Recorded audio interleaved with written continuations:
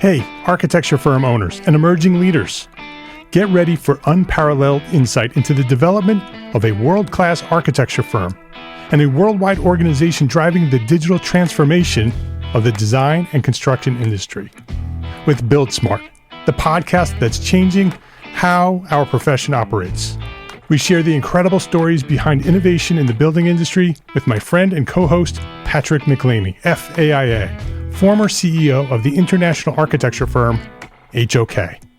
You know, Yamasaki's office or firm lasted during his lifetime. And when he passed away, I think that was the end of the Yamasaki office. Helmut did not want that. He wanted a firm that would live out and grow beyond the founders. In Season 1, discover the untold stories behind HOK's meteoric rise, from 150 employees in St. Louis to a powerhouse with over 1,900 staff members and 27 offices worldwide. You know, they weren't as polite as the Kojima people. That was just boom. And anytime you have a creditor, whether it's Kojima or the bank, that wants their money, unless you can raise money someplace else, you are out of business. Bankrupt.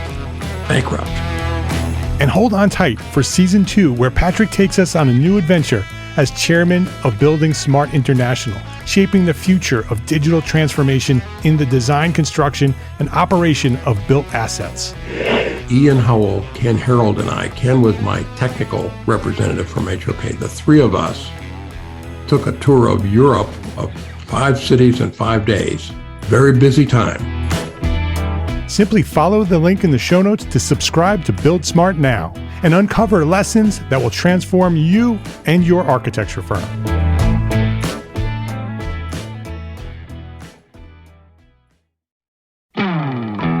Hey, architecture firm owners and emerging leaders. Get ready for unparalleled insight into the development of a world-class architecture firm and a worldwide organization driving the digital transformation of the design and construction industry. With Build Smart, the podcast that's changing how our profession operates. We share the incredible stories behind innovation in the building industry with my friend and co-host, Patrick McLeamy, FAIA, former CEO of the international architecture firm, HOK. You know, Yamasaki's office or firm lasted during his lifetime. And when he passed away, I think that was the end of the Yamasaki office. Helmut did not want that. He wanted a firm that would live out and grow beyond the founders.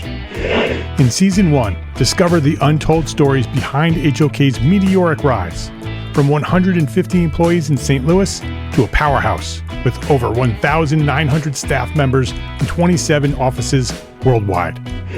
You know, they weren't as polite as the Kojima people. That was just boom. And anytime you have a creditor, whether it's Kojima or the bank, that wants their money, unless you can raise money someplace else, you are out of business. Bankrupt.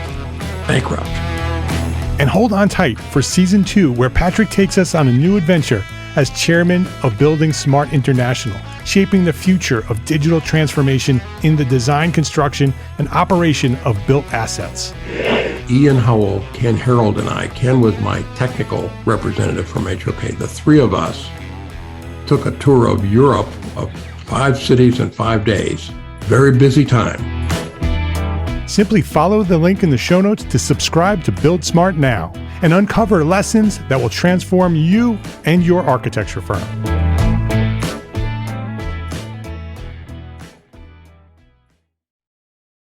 We know that running a small firm is tough, and ending the year with a profit may be even tougher.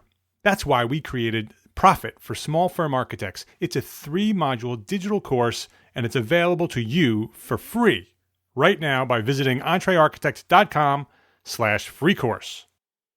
EntreArchitect Podcast, episode 129.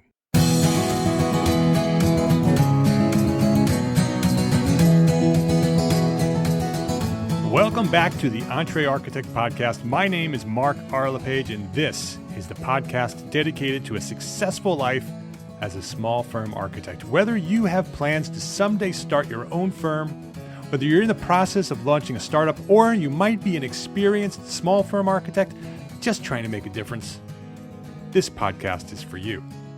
My goal is to inspire you to build a better business so that you may pursue your purpose with passion and live the life of your dreams.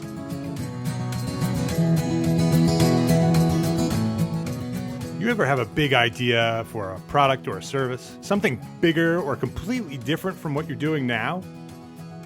You ever wonder what life would be like if you pursued that idea? Well, this week, we're chatting with someone who had an idea in architecture school inspired by the technology that he was using every day, and he decided to take that path and pursue his passion.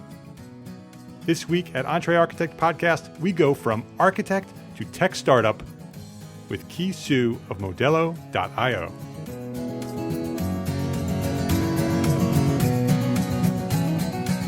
This episode of the EntreArchitect Podcast is sponsored by FreshBooks, the easiest way to send invoices, manage expenses, and track your time. Learn more at freshbooks.com/architect. Ki Su, welcome to the EntreArchitect Podcast. Well, it's good to be here. Well, thank you for spending some time here. I know it's very early there. You're calling from China, and so I appreciate you taking the time to meet with me here so early in the morning on your side. Well, thanks for having me. It's such a pleasure. Yeah, it's great to have you here. So I'd like to start like I start every podcast when I have a guest, is to start with your origin story.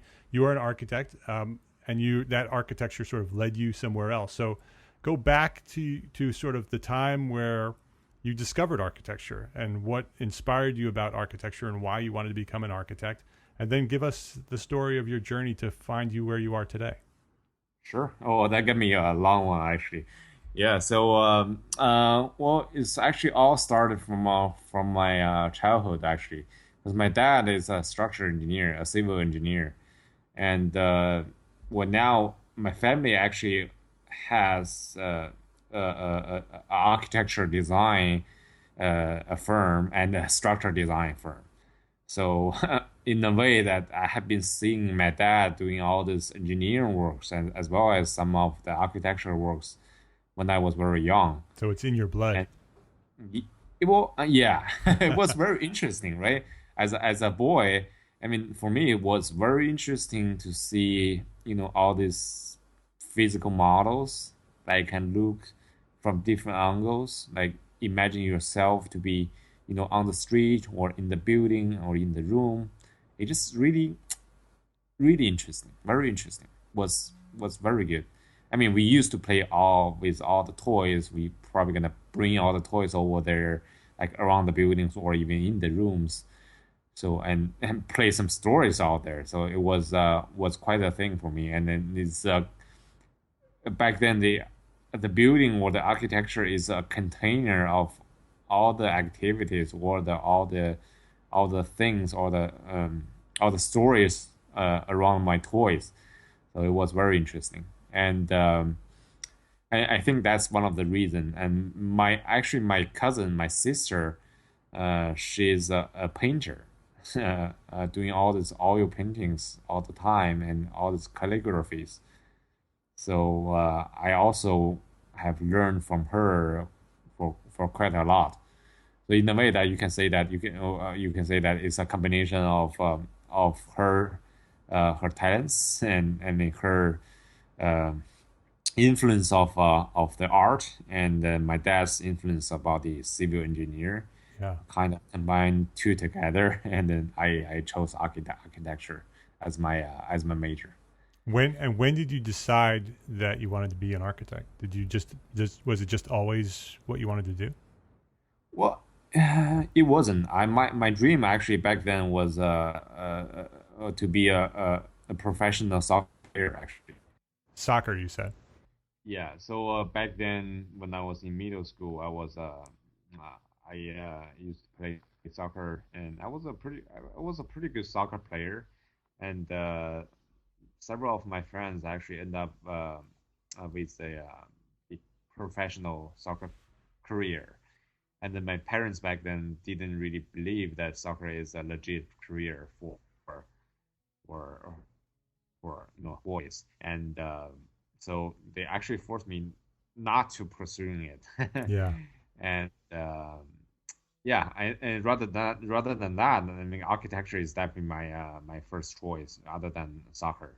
So at the end of my high school, I chose architecture as my major in college. So because of your dad and your sister, you Yeah, knew what architecture was pretty early on. right, I'd assume, right, right. but you loved soccer, so you pursued soccer, and then mom and dad put an end to that, and so you went back to doing your second love.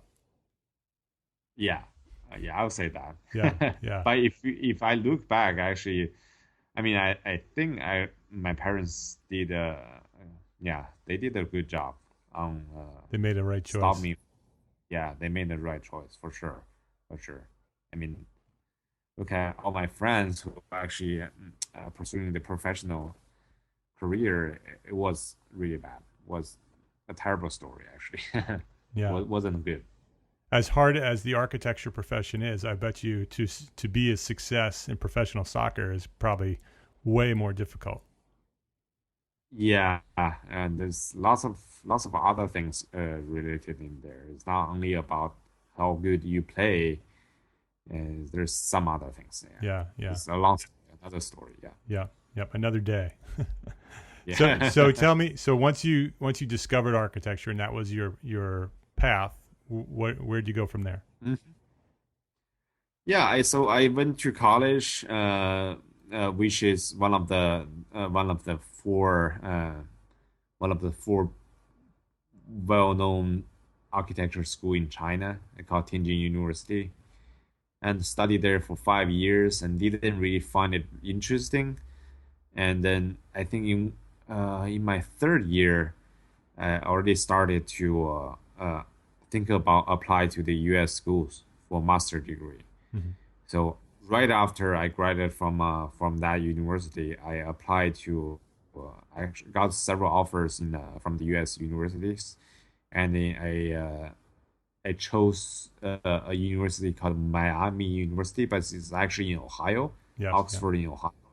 I went there for my master degree, and it's a really small town. I got a pretty big culture shock at the beginning because my hometown is not a big city in China, but it actually has 6 million people. But that small town, Oxford, in Ohio, I think they only have like 20,000 or something like that. yeah. It's a Big beautiful difference. town. Yeah, it's a beautiful town, but I got really boring, like really boring after a month. It was yeah, just Yep. something like almost like too different for me to adopt with.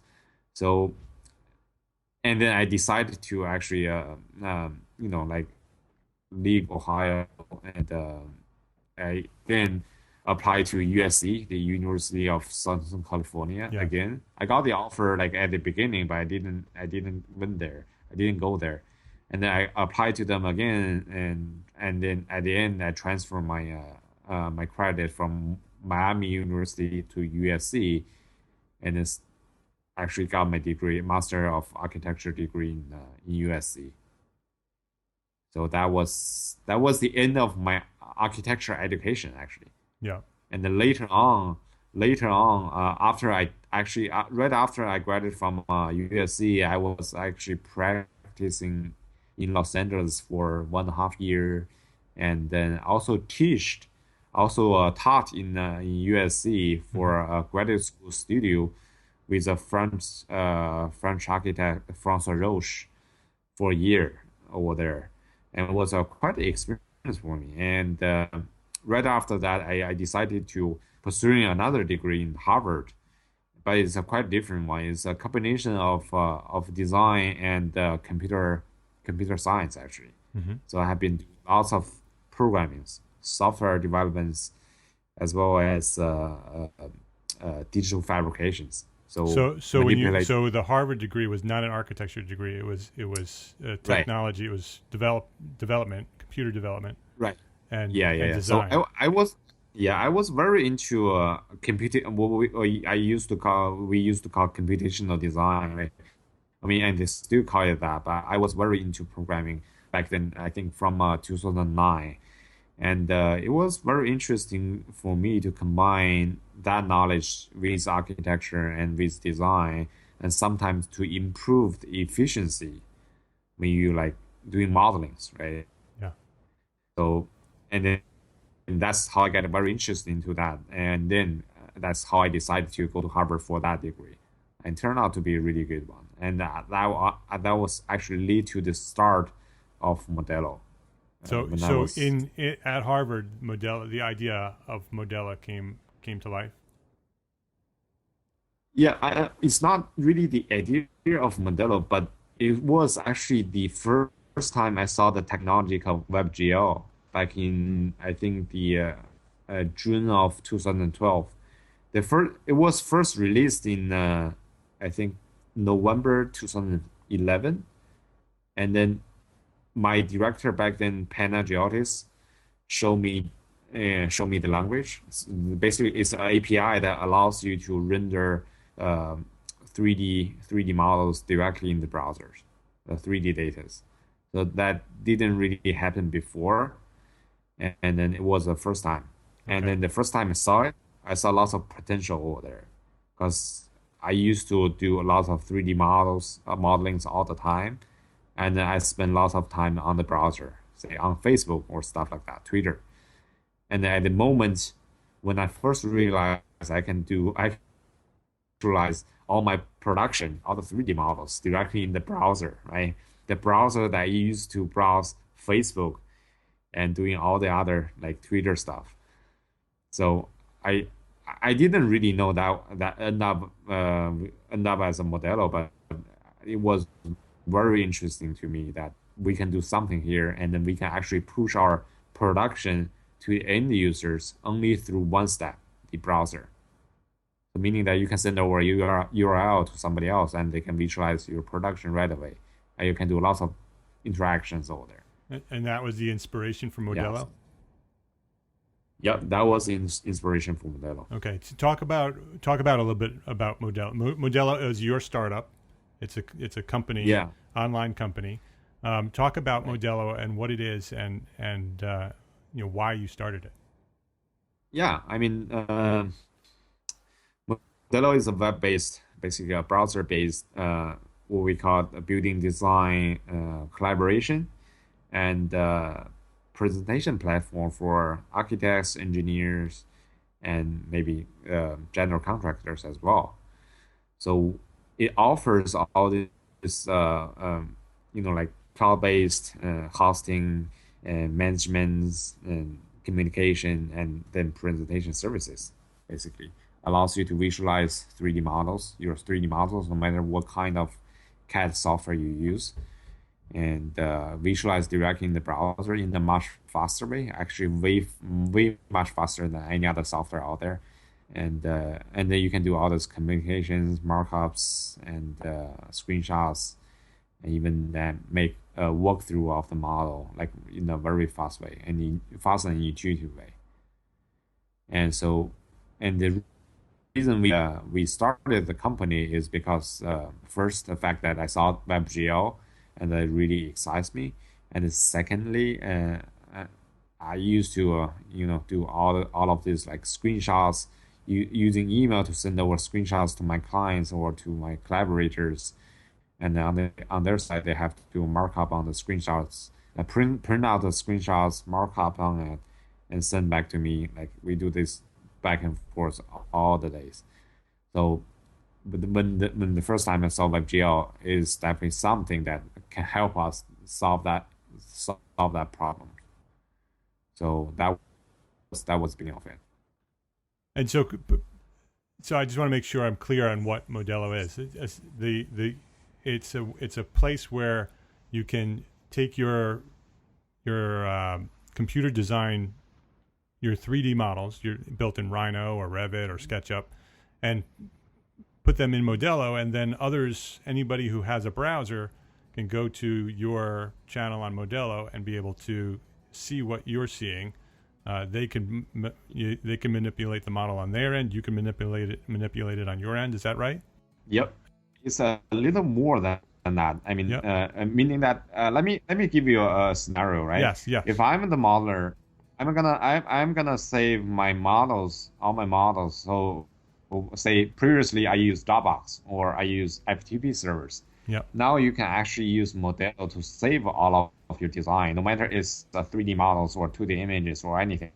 You can save all of the things over there in Modelo within your own project, right? You can create like you can create as many projects as you want, and then you can save all the models in different projects out there, and then you can invite the other collaborators in your projects, and then all the other collaborators, all the other project members will be able to see what you or they uploaded to that single project directly with the browser, and then they don't need any plugins and they don't need any software to view it, and then on top of that, you can do a whole bunch of other like collaboration, markups, and communication and presentation stuff. So you can use it for presentation. And because of the fact the rendering speed is really fast, it's actually 50.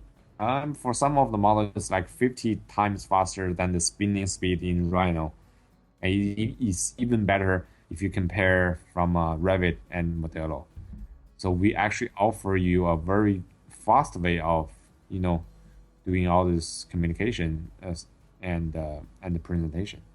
So it's sort of like if it's both storage and collaboration, it's sort of like Dropbox meets Basecamp for architects. Yeah, and plus the presentation features. Right. So you can also use it for presentation. Yeah, it sounds like a great idea.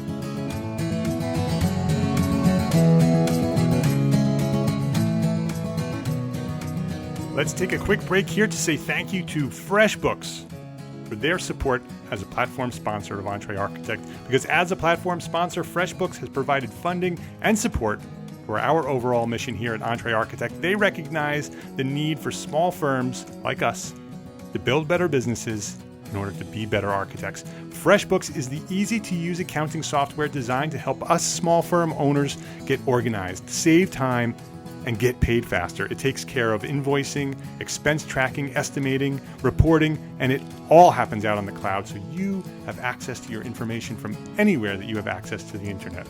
And I use FreshBooks for my own small firm, 5Cat Studio, and my favorite feature of the FreshBooks software is sending my invoices by email and allowing my clients to pay by credit card.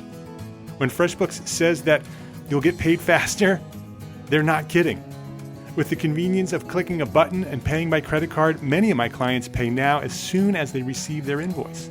And for those clients who don't pay right away, FreshBooks automatically sends them a reminder of the balance due at an interval that I set. So once I send an invoice, I can go back to being an architect, and I don't need to chase down any of my clients. And Tim Lee of FreshBooks will show you how easy it is to send invoices by email on our exclusive video series Tim and I produced exclusively for the EntreArchitect community. Check out this free video series at entrearchitect.com/FreshBooksVideo. There's no catch. There's no email. It's completely free. Just go to entrearchitect.com/FreshBooksVideo and you will get the videos right away. There's 3 of them. Shows you everything you need to know about getting started. And then go to FreshBooks.com/architect, FreshBooks.com/architect, and sign up for your free 30-day trial and give it a try. It's free. I suggest you just send one invoice and see what happens. That's how I got started. Just send one invoice to one client and see how it works. And when I did that and I got paid much faster than usual, I signed up for the rest of it and I set up my whole account in FreshBooks. FreshBooks.com/architect for your free 30-day trial. And be sure to enter EntreArchitect into How Did You Hear About Us section.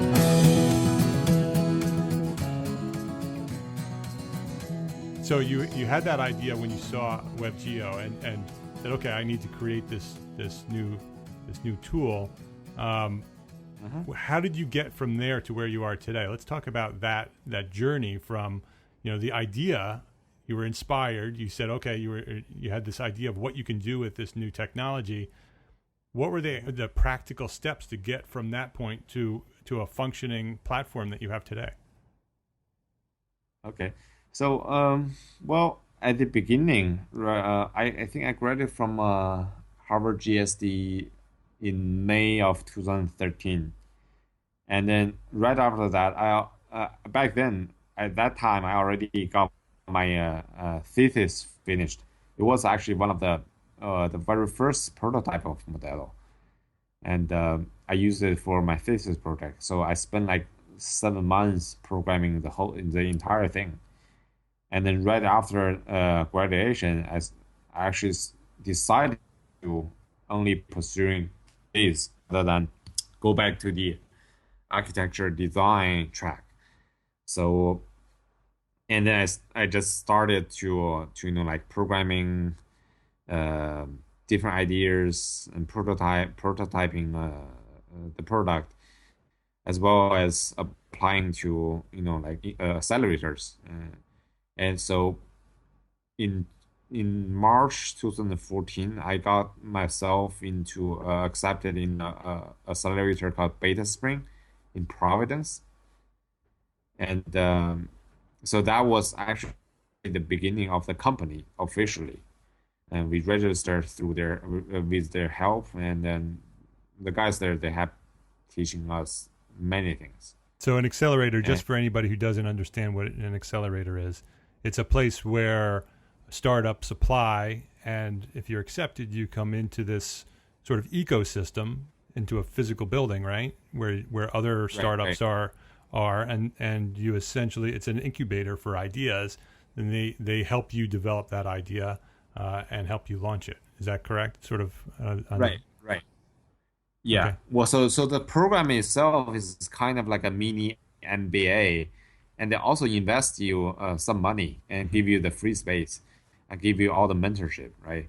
So we have all these great people coming in. I mean, successful entrepreneurs coming in, teaching us lessons and also discuss with us about ideas. It was very interesting. And the other thing is why it's very interesting is because I was actually the only one who has something to do with architecture. So none of the others have anything to do with architecture. So that actually forced me to change my mindset. I mean, for example, right, I used to present to people with slides. So I actually rarely gave presentation without slides. And so I think on day one, I almost lost my voice when I was actually asked to pitching the idea of Modelo, because I never tried. Rarely tried giving presentation without any slides. So it was really interesting. But at the end of the program, I was one of the best of giving pitches to any others, and you can actually ask me to give different pitch with different time frame. So it was very interesting.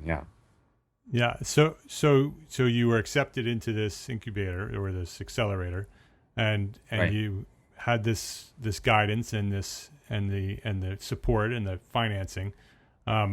When you were finished with that phase, was it ready to go? Was it done? It wasn't done. It wasn't actually done.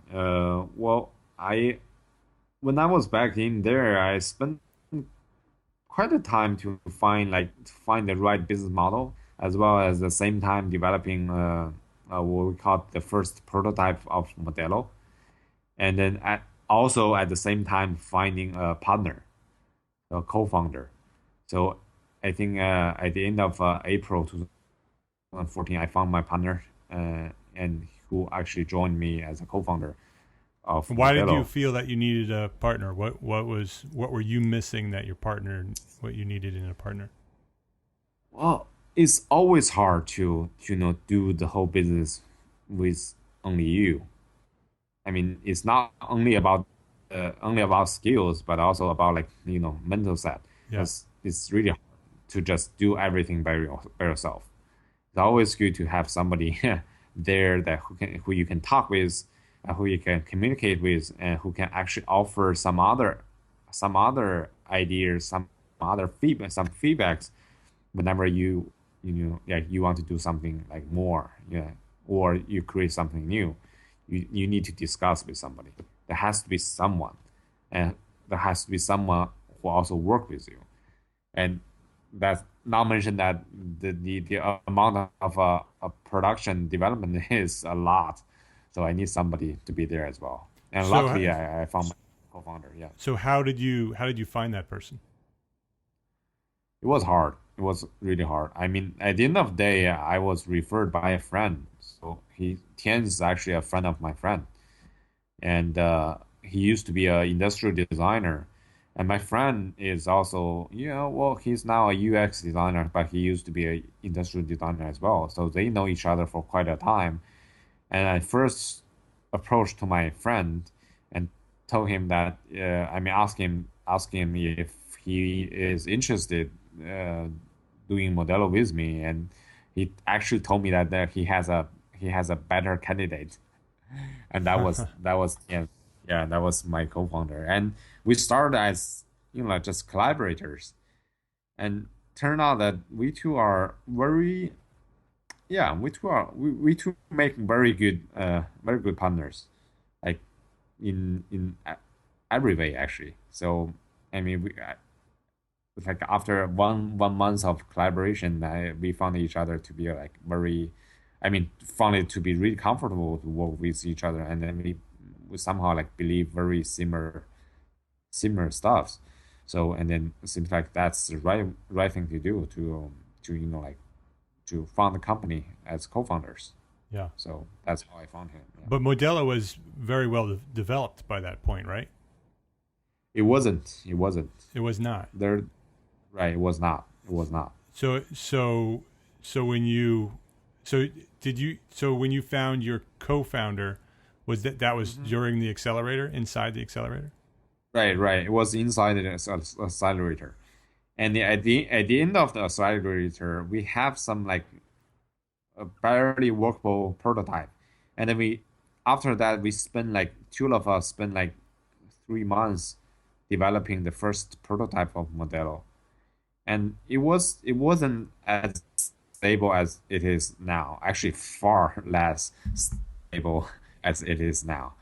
And I mean, because of the fact that neither of us are actually professional programmers. Although my programming skill is not that bad, but still, I mean, compared to all these talented engineers that we have now, I'm actually nobody. So back then it was nothing. And then in September 2014, we actually released the first prototype, and it was interesting. People got excited and interested in using it as a kind of like a showcasing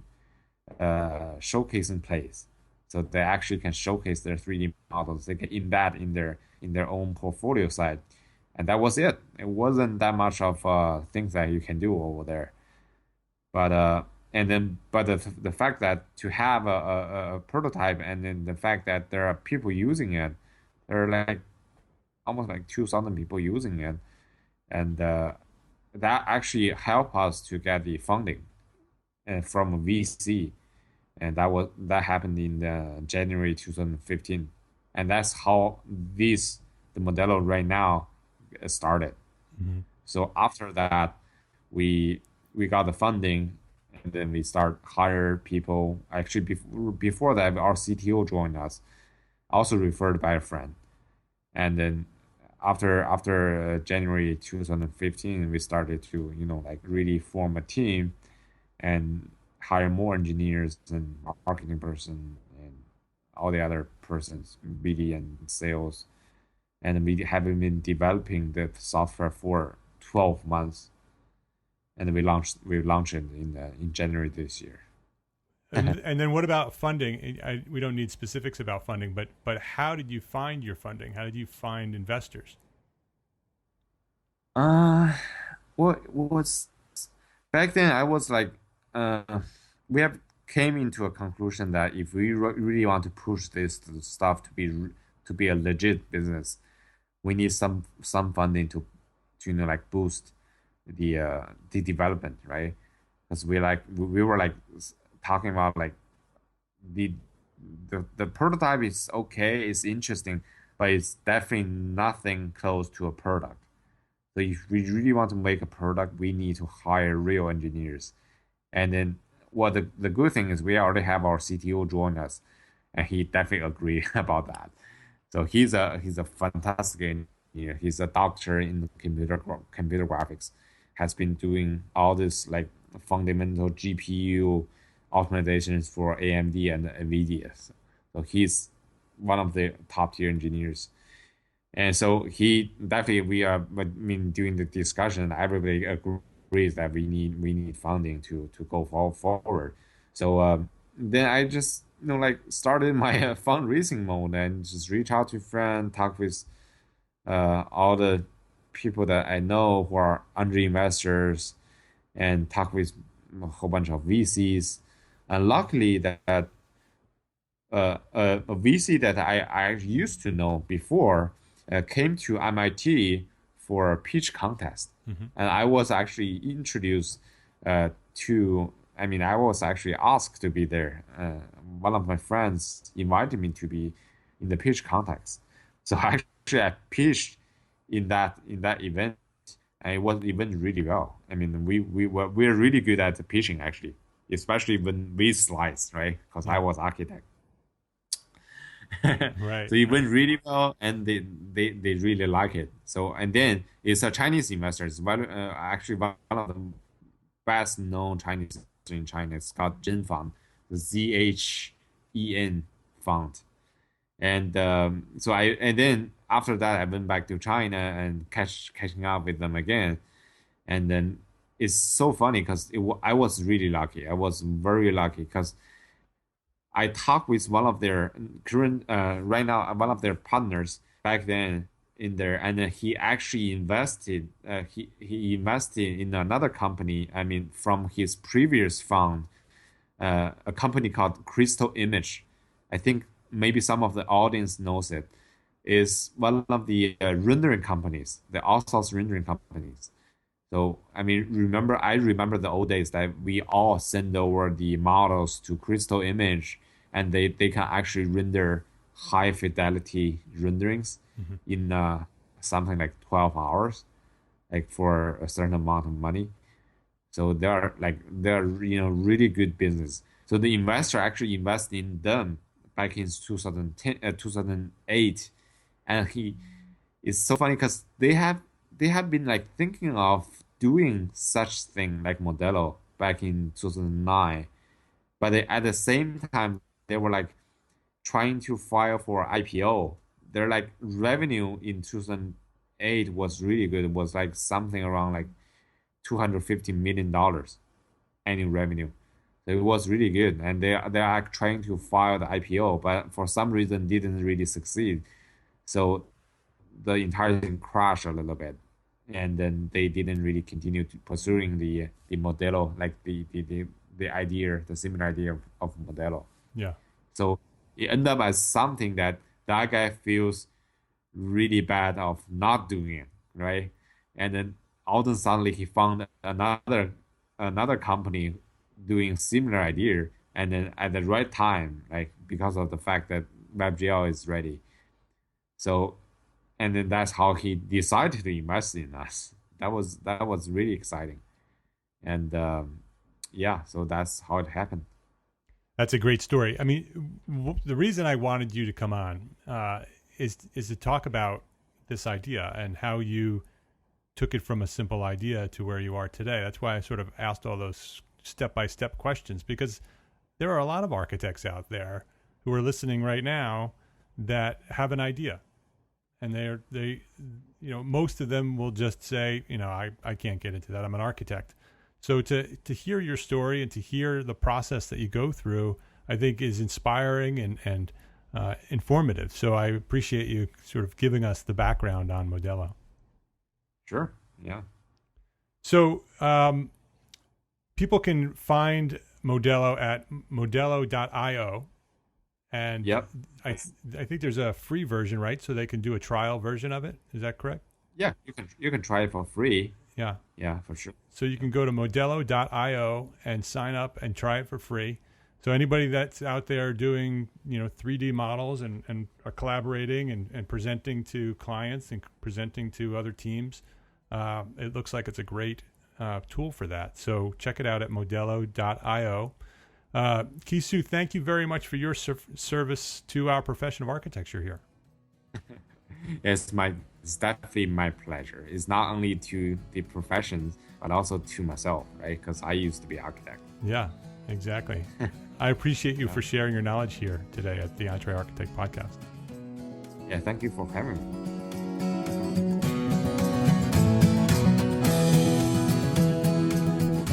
Complete show notes and a direct link to download this episode will be found at EntreArchitect.com/episode 129. And don't forget to grab the EntreArchitect Academy course, Profit for Small Firm Architects. It's free for you at EntreArchitect.com/free course. My name is Mark Arlepage, and I am an entrepreneur architect, and I encourage you to go build a better business so you can be a better architect. Love, learn, share. That is how we're going to change the world. Thanks for listening. Have a great week.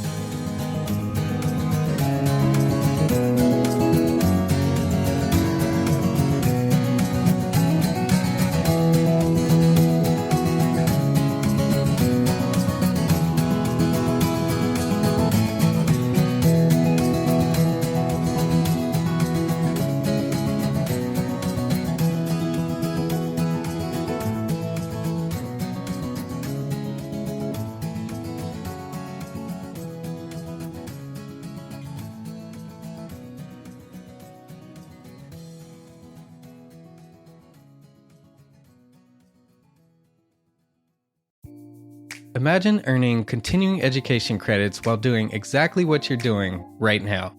Well, you can.